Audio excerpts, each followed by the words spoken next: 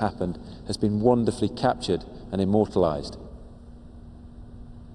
And instead of us just looking at what Velázquez has painted, he casts us in a position as if we ourselves are being painted by Velázquez. So he's turning art inside out. He's mirroring and refracting. And it's a fantastic picture because you can never quite grasp it. It changes its meaning, it changes the way you look at it every time. At the age of 61, the strain of his court responsibilities had taken its toll. After a large ceremonial function, he suddenly became ill. Velázquez died a couple of months later in the Alcazar on the 6th of August 1660. Velázquez ensured that artists were no longer perceived as mere artisans in Spain, but he also subtly showed that art could be so much more than religious or political propaganda. At their best, his paintings were like mirrors through which men saw themselves and their world with perhaps more clarity than ever before.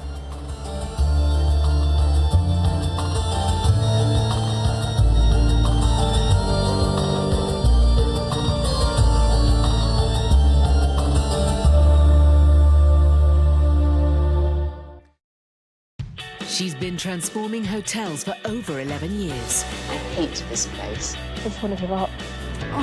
Alex Polizzi is back, rescuing more desperate hoteliers. Feels like a completely different hotel. The new series of The Hotel Inspector starts Thursday at 9 on Channel 5.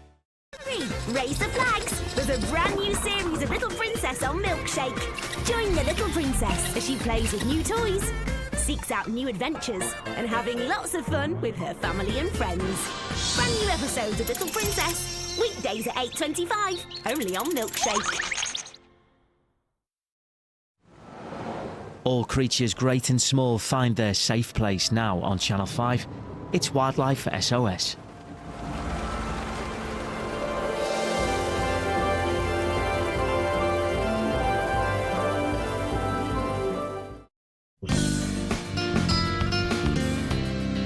One of Britain's busiest wildlife rescue and rehabilitation centres is at Leatherhead in Surrey. Simon Cowell leads the team of volunteers. At Wildlife Aid, during the course of a year, we see many different types of British wildlife. We receive a lot of patients brought in to us by members of the public, but we are often called out to rescue animals from all sorts of situations in the wild. In this episode, we are called out to rescue some baby hedgehogs after their mother has been found dead. We operate on the moorhen and try to remove the hook from its stomach. Val and Christine are called out to rescue a badger that has been hit by a car. A lapwing is brought to the centre. And we have an update on the condition of the goose that flew through a shed window. This is a fox that came in from a garage shelf. And Simon went and got him, and he was just mangy and had these awful sores. He's had all his mange treatment, so I just want to go and see how he's looking.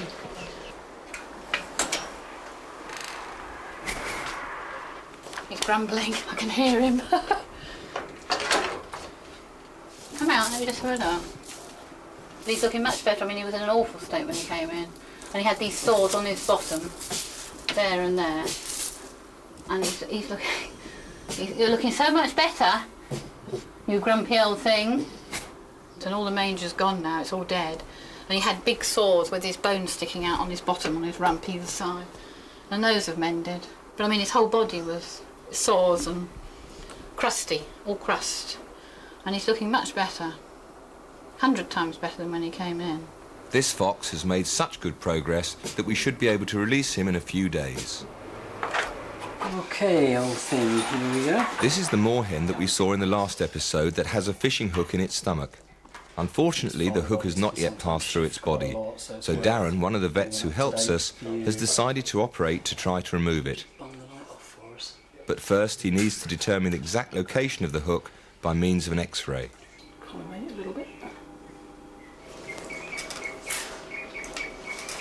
Excellent.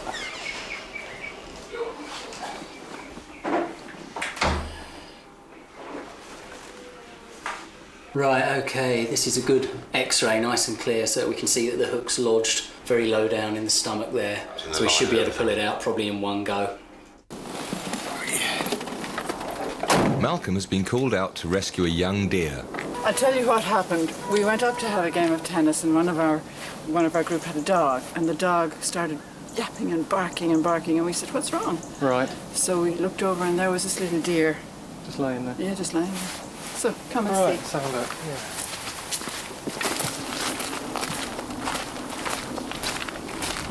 Yeah, it's terribly sweet, very young.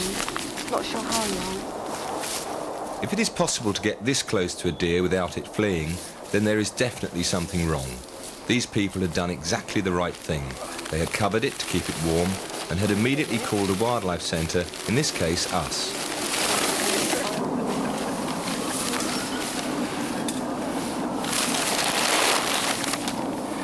Scouring badly.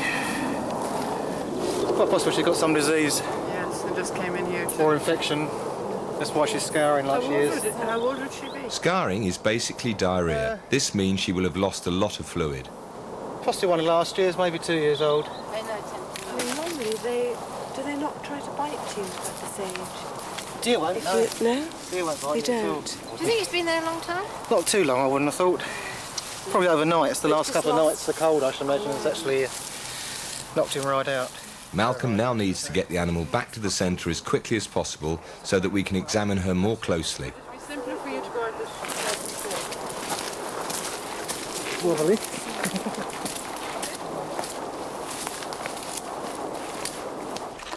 All right, let's have her out here. This is the swan I took to Joyce the vet in the last episode. The poor bird has not been feeding properly, and today Joyce wants to examine it more closely. Hold your neck. Okay. Right, which wing is this wing, isn't it? Very good, yeah. Oh, t'other wing. That one there. That's good, baby. Can we just turn your wing up? That's good. Oh, Lord. Oh, quite a bit of gangrene there. Gangrene in a wound is caused by lack of blood supply, but providing it is not too far advanced, it is treatable. Just enough to stop you from flapping about when we look at the bottom of this wing. Joyce needs to anaesthetise the swan to enable her to examine and clean the gangrenous wound without causing the bird any stress. Shall I hold that end and you go around the outlet? There we go, my sweet.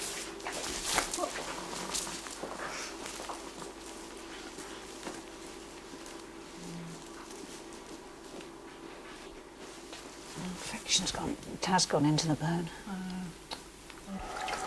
Probably Hibiscrub will be the best. Right.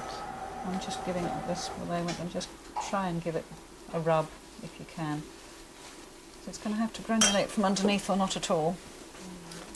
The other thing to do is try it stretching because we don't want it scarring up so she can never use it. The wing will need continual physiotherapy to ensure that the swan has use of it afterwards.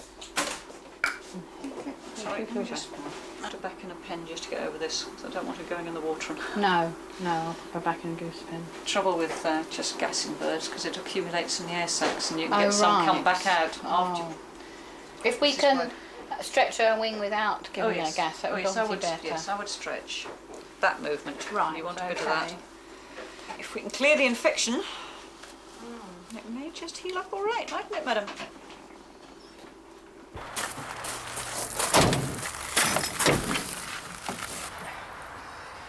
Back at the centre, Malcolm returns with a deer found near the tennis court, and Christine is on hand to examine her. Whenever I get everything ready. She went like that when I put her in the van. She's head's quite strong. The eyes are starting to glaze. They are, aren't they? She's scouring terribly. Fur's all missing around the back of the neck. Well, that's the mites. Yes, that's what that is. Where she's run down, I think she's got a few mites. Let's give that a quick squirt while we're at it so we don't get covered. That's what it is, you know. Gosh, she's well wrapped up.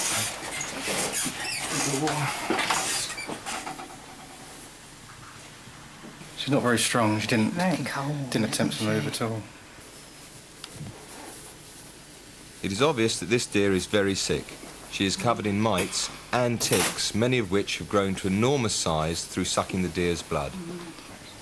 Yeah. Oh, isn't that awful? The deer has an injury to its flank which is quite deep, but the more worrying problem is the scarring and the consequent severe dehydration. If this deer is to stand a chance, Christine needs to get a drip into her and to get some fluid back into the animal's system. But first she needs to find a vein. What about you? I can't see anything.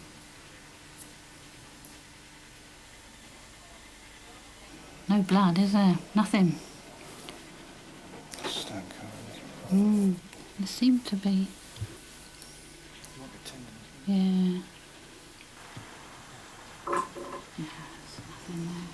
It's not even bleeding, look at it. No. Christine's next action is to see whether she can get a drip into the jugular. But before she is able to do this, sadly the deer dies. She goes. Yeah. Found you a week ago, you've been alright? Yeah. No chance. She is so thin, isn't Yeah, she? incredible. I should think she's got some infection and it's caused her to scour, which caused her to dehydrate, which means anything she eats or drinks just goes straight through and she loses all the salts and body fluids, and they just start to go downhill, and the more downhill they go, the less they can eat and drink, and it's just a vicious circle. There we go. Meanwhile, a member of the public has brought in a lapwing that was found sitting on the ground in their garden. He is very thin and may just need feeding up. Okay, well, he looks fine. What we do is just feed him up and get someone to check him tomorrow and see how he goes. So for now, we'll put him in a cage until Christine, our senior supervisor, can give him a more thorough examination. There we go.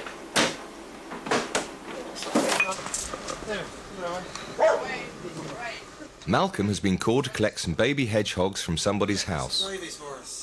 Their mother has been found dead in the garden, and these 4 babies look no more than a day old.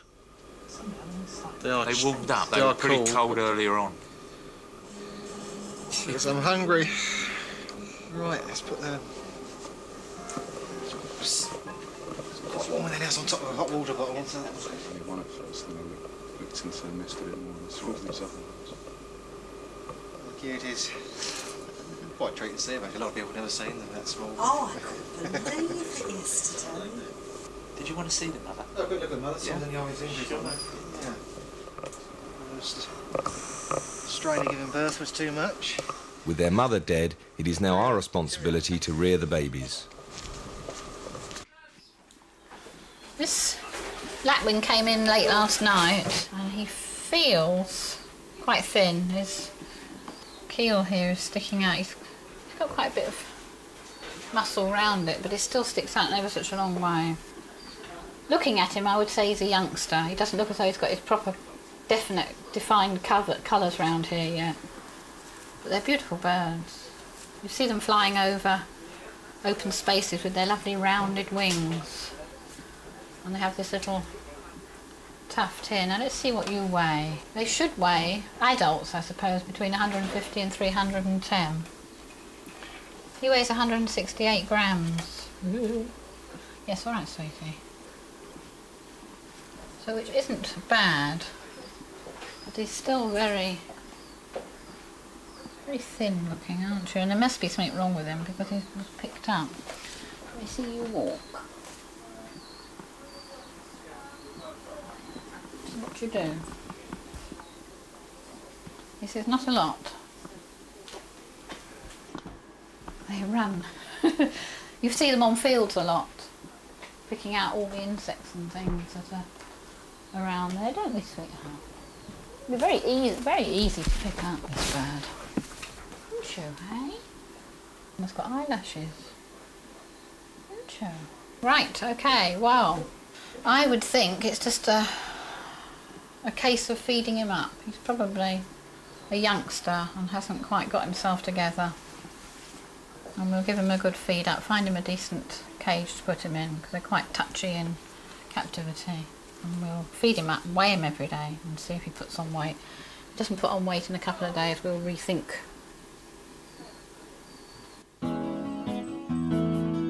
These are the baby hedgehogs that Malcolm collected from someone's house. John very kindly took them home and fed them all night.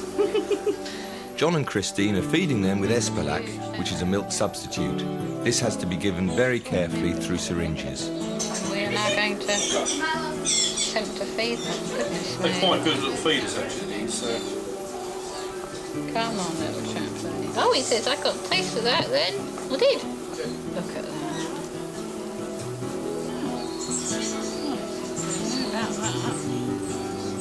These youngsters also need toileting, which their mother would do in the wild by licking them. We do it by stimulating them with a dampened tissue.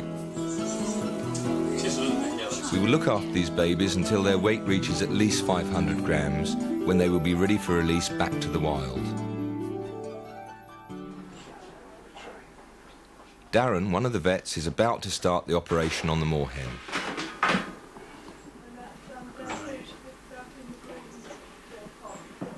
Okay, bird, time for a buzz.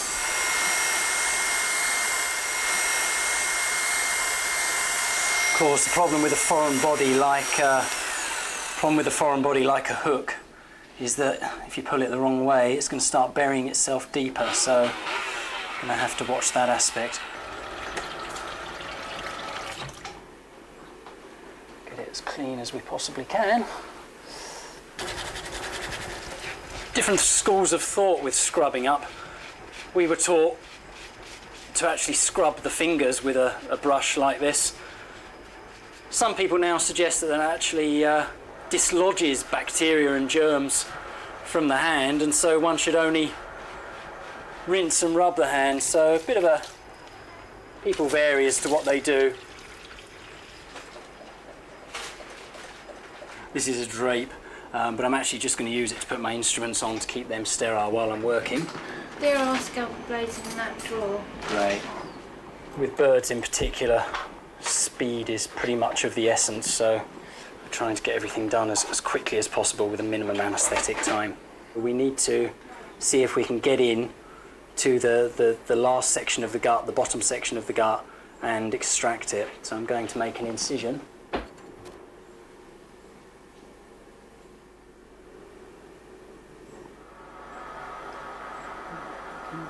That's right, yeah. That's the one. That's got it. Now we have to stitch the bird up, and hopefully that should be the end of the story.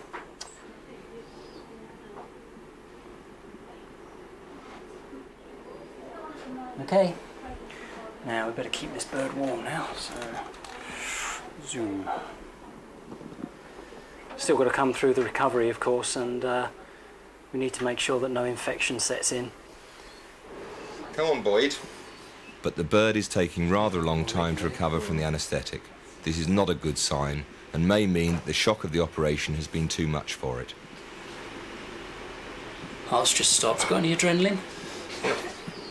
That's grand. But even the adrenaline does not help resuscitate the bird. I have to let this go, I think. And sadly it dies without regaining consciousness. Pity, got through it. Small animals and birds often do not cope well with anaesthetic.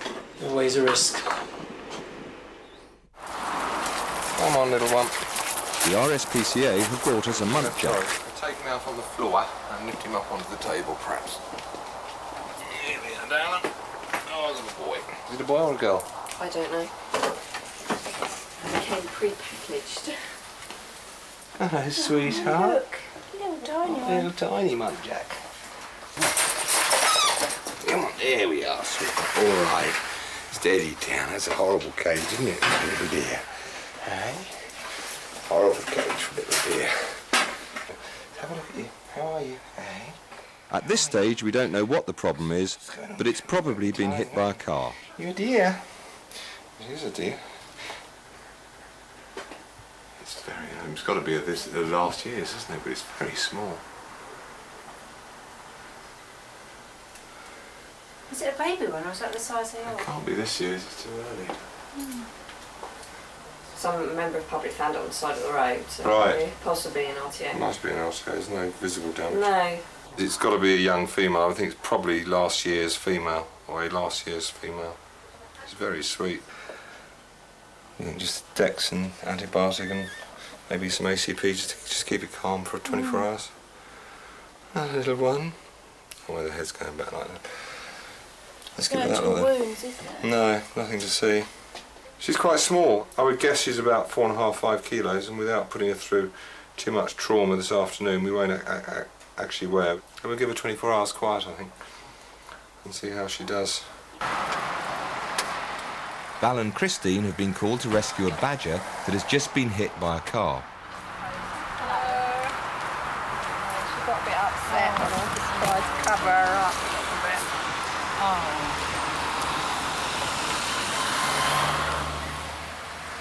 Must have been a bad hit on the head.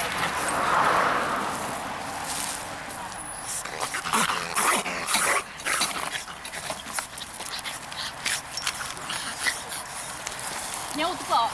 Yep. I'm losing it. I'm no sweetheart, get in, that's it. Oh, she's going to be fun, isn't she, when we get back? Looks like she's had a bad hit on the head. Got her in quick, though, because, you know, they're... even though you can see how awful she is, and yet still they fight like fury. This is where I lose my strength completely. Valerie, if I lift this, can you tell me what it weighs?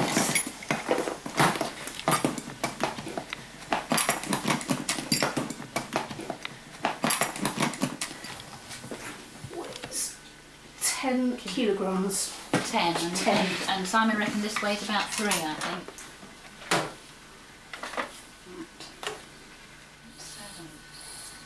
Christine now needs to sedate the badger so that she can perform an X-ray to see the extent of its injuries.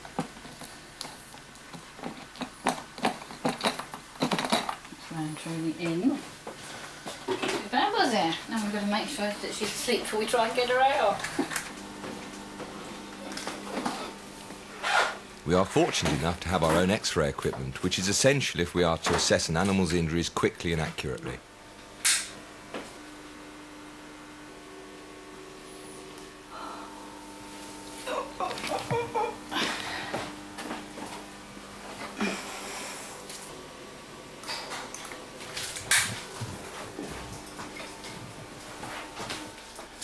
Look at that. It's got a break in that leg right there.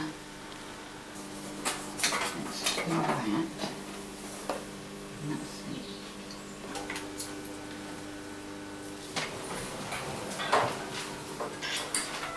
Oh, there it is there. That leg. Broken legs can obviously be mended, That's all seems but to it be will the need a matter. vet to determine whether this particular break is too severe to operate on or not. Broken leg. For the time being, Christine needs to treat the badger to stabilise its condition.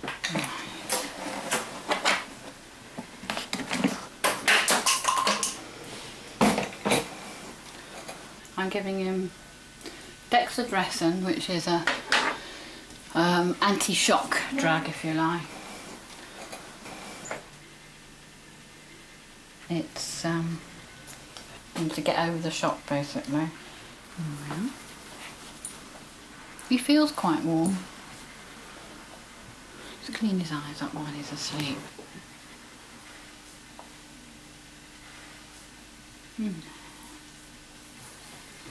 His ears, his ear's a bit manky. So that's been bitten. That's about all I can do for the time being. He's got to go and sleep it off now. I'll get him somewhere warm. He feels nice and warm now. He's much warmer than he was.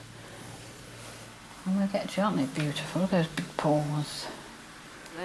Well, we just have to wait and see now. He's had his anti-shock and antibiotic cover, and we've x-rayed him. We know what's the matter with him now. He's got a left broken back leg, and we just have to wait and see if he gets through the night.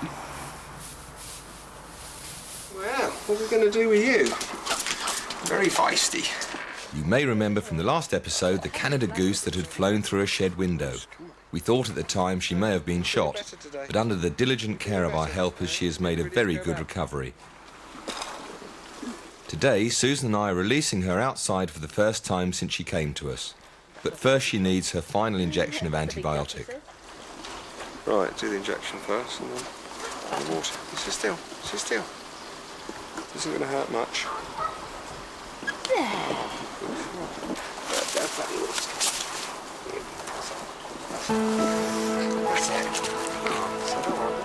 I'll just something around here. Soon we should be able to release her back to the wild where she really belongs.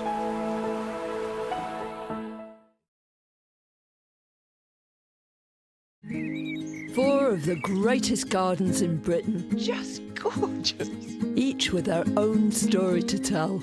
How about this for a wave of colour? These are Great British Gardens, season by season. Starts Tuesday at 9 on Channel 5.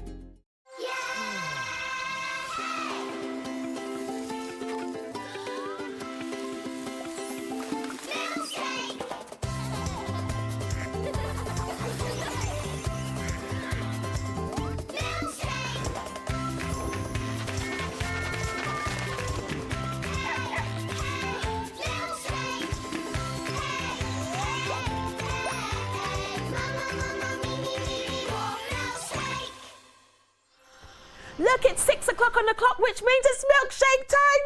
Yes! Welcome to Milkshake on today, Monday the 3rd of June, where we've got the brand new episode of The Little Princess coming your way. But right now, here she comes. It's our Peppa Pig. What did the traffic light say to the car? Stop. No, it said, don't look, I'm changing! Milkshake, sponsored by very.co.uk. I'm Peppa Pig. This is my little brother George. This is Mummy Pig. And this is Daddy Pig. Peppa Pig.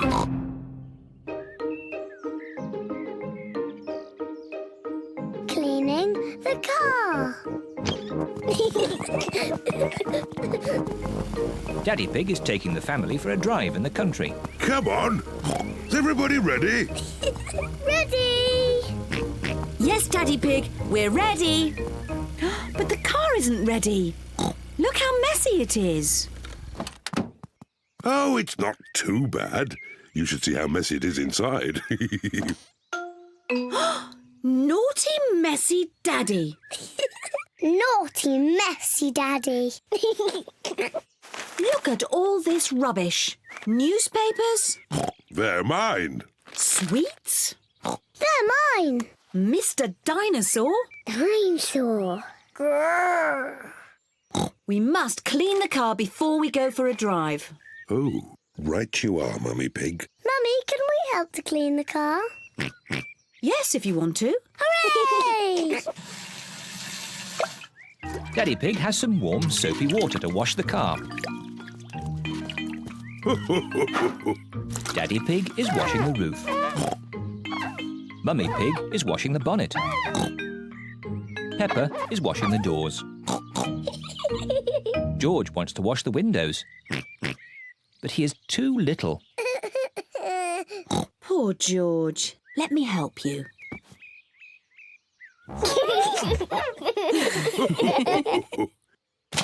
Oh dear, George has dropped his sponge in a muddy puddle. George, you're making the car all muddy again. I will wash the mud off. Peppa, don't use the muddy water. Oh dear, Peppa has thrown the muddy water all over the car. Oh. Never mind. We can use the garden hose to clean it off. Yes, yes. Can I hold the hose?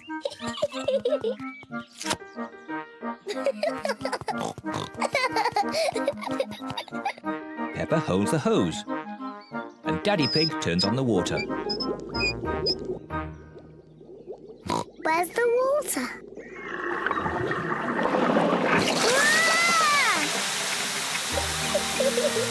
Ah! Peppa, stop! Sorry, Mummy. Oh. Ah! Daddy Pig, please turn off the water. Oh! No need to panic. Oh dear, everyone is wet. At least the car has been washed. We've all been washed. You go and dry yourselves while I polish the car. See you later. See you later.